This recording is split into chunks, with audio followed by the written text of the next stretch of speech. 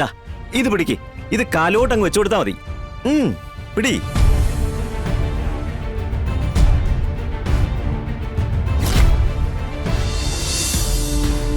മോൾക്ക് സന്തോഷം തരുന്ന ഒരു വാർത്തയും കൊണ്ടാ അച്ഛൻ വന്നിരിക്കുന്നത്. അരങ്ങത്ത് കുടുംബക്കാര് കല്യാണം ഒഴിഞ്ഞു. ഈശ്വര, വല്ലവന്റെയും കൂടെ ആടിപ്പാടി നടക്കുന്ന പെണ്ണിനെ അവരുടെ കുടുംബത്തിലേക്ക് വേണ്ടാന്ന്. മഹേട്ടാ. എടിയാ, അതെ.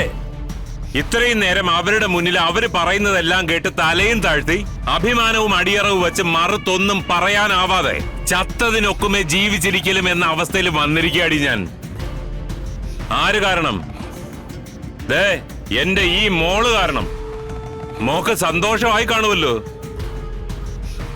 ഈ മാണിക്കോത്ത് മഹേന്ദ്രന്റെ നട്ടല്ലൂരി അരങ്ങത്ത് കുടുംബക്കാർക്ക് കോല് കളിക്കാൻ കൊടുത്തപ്പോ എന്റെ മോക്ക് സംതൃപ്തിയായി കാണുമല്ലോ. ആഹ്ലാദിക്കടി നീ. അച്ഛനെ തകർക്കാൻ നടക്കുന്ന മക്കൾ ഒരുക്കുന്ന കെണിയില് ഈ അച്ഛൻ കൃത്യമായിട്ട് പോയി ചാടുന്നുണ്ടല്ലോ.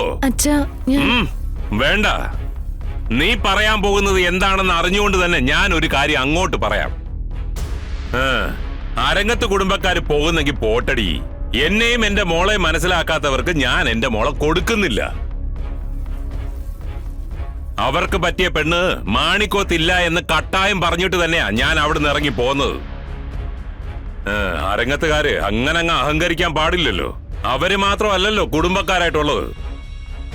2 ആഴ്ച അതിനുള്ളിൽ അവരെക്കാളും വലിയ കുടുംബക്കാരുമായിട്ട് എന്റെ മോളുടെ വിവാഹം ഞാൻ നടത്തുമെന്ന് വെല്ലുവിളി നടത്തിയിട്ട് പോന്നിരിക്കാ ഞാൻ. അച്ഛൻ ഇനി എനിക്ക് വേണ്ടി കല്യാണമൊന്നും ആലോചിക്കണ്ട. പ്രകാശനല്ലാതെ ഞാൻ ഈ ജന്മത്ത് മറ്റൊരാളെ വിവാഹം കഴിക്കുന്ന അച്ഛൻ വിചാരിക്കണ്ട. അത് നീയല്ലല്ലോ തീരുമാനിക്കുന്നത്, അച്ഛനായ ഞാനല്ലടി. ഞാൻ ഒരു കാര്യം തീരുമാനിച്ചിട്ടുണ്ടെങ്കിൽ അത് ഞാൻ നടത്തിയിരിക്കും. മഹേട്ടാ, അവളുടെ ഇഷ്ടം അതാണെങ്കിൽ അത് നടക്കട്ടെ. ചിലപ്പോ അവളുടെ പ്രാർത്ഥന കൊണ്ടായിരിക്കും ആ അരങ്ങത്തുകാരുടെ ആലോചന മുടങ്ങിപ്പോയത്. മുടങ്ങിപ്പോയതല്ലോ, ഞാൻ വേണ്ടാന്ന് വെച്ചതല്ലേ. കുറച്ചുകൂടി പണം എറിഞ്ഞിരുന്നെങ്കിൽ അവർക്ക് അവളുടെ പ്രേമകഥയൊന്നും ഒരു വിഷയമേ അല്ലായിരുന്നു.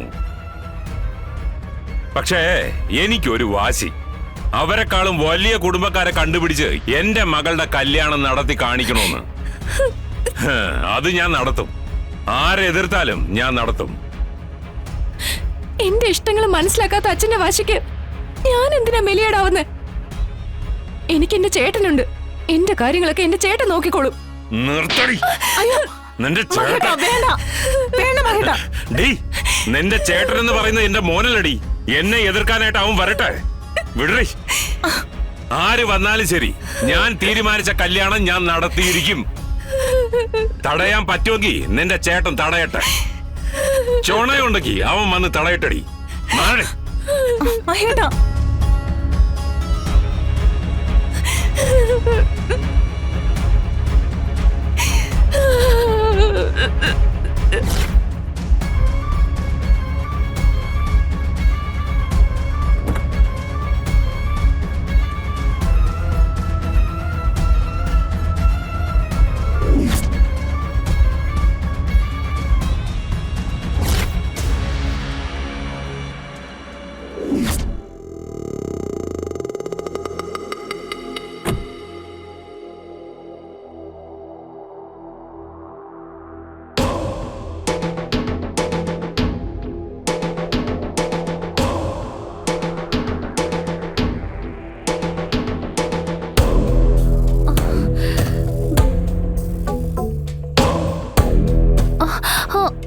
വേദനയുണ്ട്.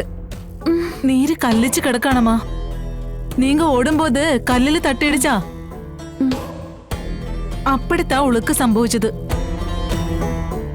കല്ലിച്ച് കിടക്കണ നീര് മാറണം, എന്നാലേ വേദന മാറുള്ളൂ.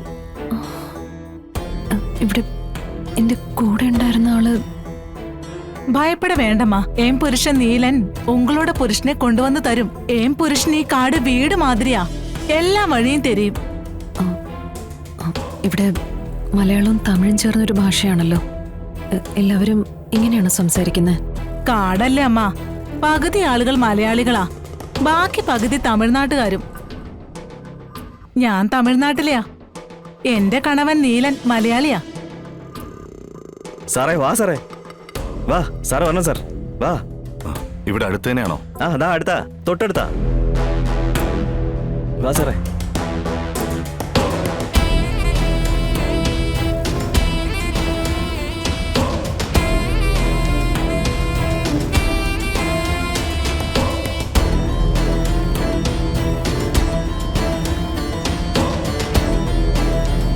ദാ എത്തിയല്ലോ. ഞാൻ പറഞ്ഞില്ലേ ഓം പുരുഷൻ ഒരാപത്തും കൂടാതെ തിരിച്ചു വരുമെന്ന്.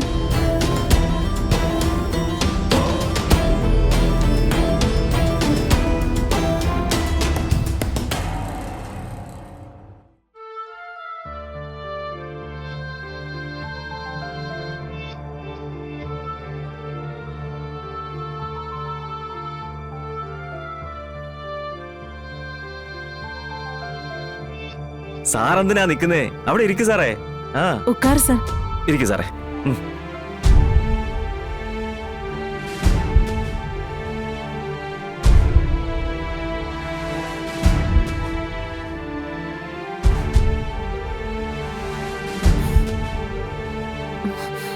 അല്ല, കാലിനെന്താ പറ്റിയേ?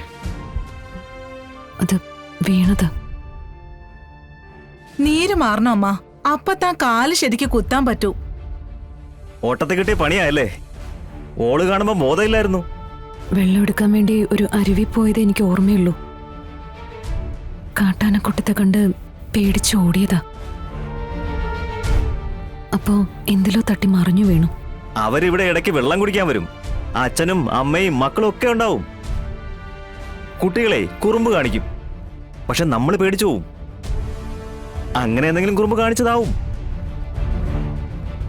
അങ്ങനെ എന്തെങ്കിലും സംഭവിച്ചാ ദാ ഈ പാട്ട ഇങ്ങനെ 2 കൊട്ട് കൊട്ടിയാ മതി.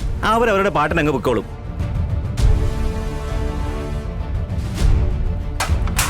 എടിച്ചിരുതേ, ഇവർക്ക് എന്തെങ്കിലും കുടിക്കാൻ കൊടുക്ക്. ആ മെതുവാ പൊണ്ടാട്ടയുടെ കാലെ കൊഞ്ചം ചൂട് കൊട്. സീക്രം നീര് പോവും സർ. ദാ ഇത് പിടിക്ക്. ഇത് കാലോട്ടങ്ങ് വെച്ചു കൊടുത്താ മതി. പിടി.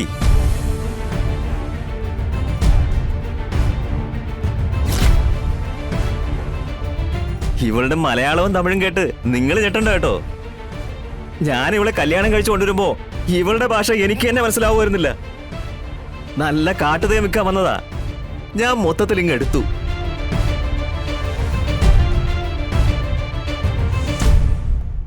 என்ன சார் உங்களுக்கு வெக்கமா? കാലിന് ചൂട് വെച്ച് കൊടുക്കണം സാർ. ആ ഞാൻ ചക്കരക്കാപ്പി ഇട്ടോണ്ട് വരാം.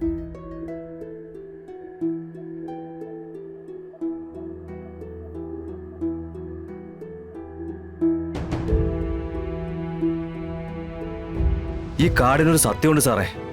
ആ സത്യം മനസ്സിലാക്കി കാട്ടിലെ നിയമം തെറ്റിക്കാതെ വരുന്നവർക്ക് കാട്ടിലെ ദൈവങ്ങൾ സംരക്ഷണം കൊടുക്കും. അല്ലാത്തവരെ കാടിനകത്ത് പെടുത്തിക്കളയും.